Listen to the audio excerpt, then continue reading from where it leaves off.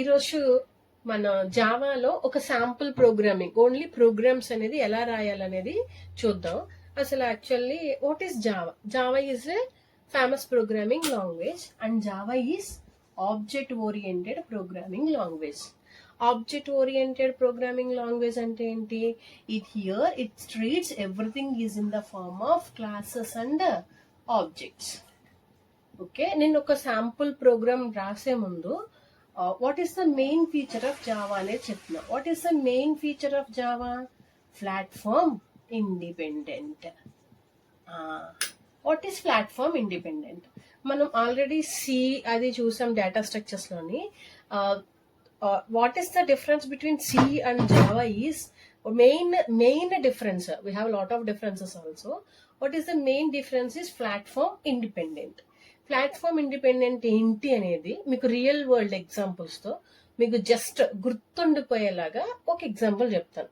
అంటే నేను క్లాస్ లో ఉన్నప్పుడు ఒక స్టూడెంట్స్ కి ఎట్లా ఎగ్జాంపుల్ చెప్తామో అలా అనుకుందాం. ఇప్పుడు జావాని డెవలప్ చేసింది ఎవరు? జేమ్స్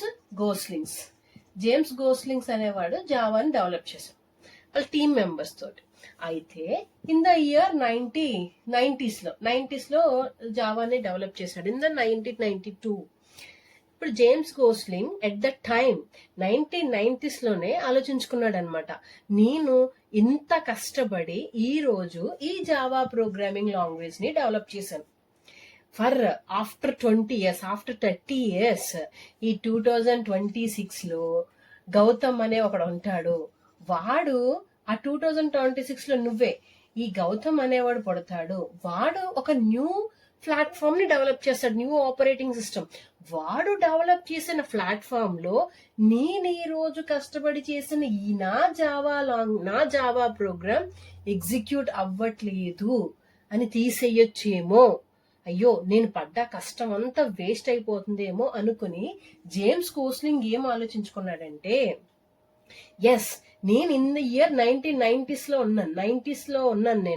నేను ఇప్పుడు ఇంత కష్టపడి డెవలప్ చేసిన నా జావా ప్రోగ్రామింగ్ లాంగ్వేజ్ ని ఆఫ్టర్ 30 years తర్వాత, ఆఫ్టర్ 50 years తర్వాత ఆపరేటింగ్ సిస్టమ్ అప్డేట్ అయిందని, సమ్ సాఫ్ట్వేర్స్ అప్డేట్ అయినాయి అని ఆ అప్డేషన్ సాఫ్ట్వేర్స్ లో నేను ఇప్పుడు డెవలప్ చేసిన నా జావా లాంగ్వేజ్ ఎగ్జిక్యూట్ అవ్వట్లేదని తీయకూడదు.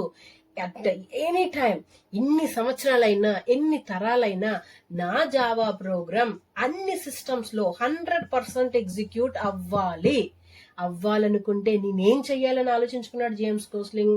He develops JVM, that is a program, Java virtual machine. Once JVM అనేది గనక నీ సిస్టమ్ లో గనక ఇన్స్టాల్ అయితే, doesn't bother about the operating system, doesn't bother about the platform, 100% Java program execute అయి తీరుతుంది. So it doesn't depend upon platforms.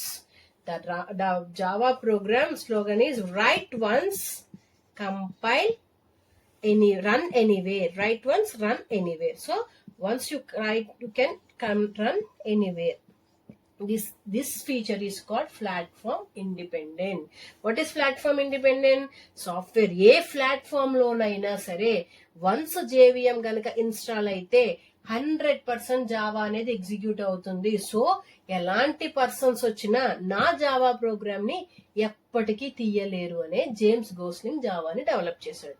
So this is the main feature in Java. Okay, ఇప్పుడు ఒక sample Java programme అనేది ఎలా రాయాలనేది మనం చూద్దాం.